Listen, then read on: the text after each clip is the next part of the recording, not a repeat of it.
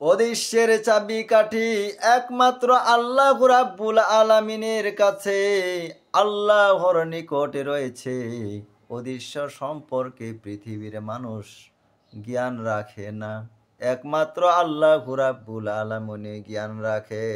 আমার বন্ধুরা, আল কোরআনুল কারিমের 6 নম্বর সূরার নাম সূরা আল আনআম।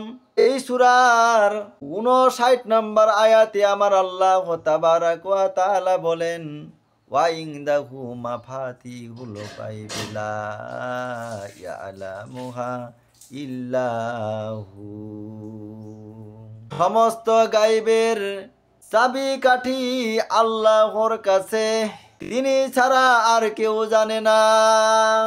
এমন কোন গাছের পাতা ঝরে পড়ে না যে সম্পর্কে আল্লাহ রাব্বুল আলামিন জানেন না।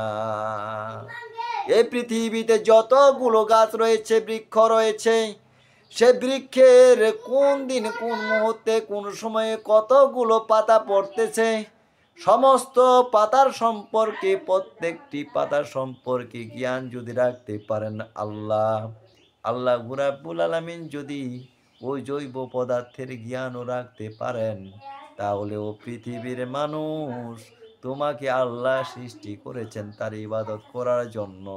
তোমার গতি এবং তোমার আমল সম্পর্কে আল্লাহ কেন খবর রাখেন না? আল্লাহ সব কিছুই খবর রাখেন।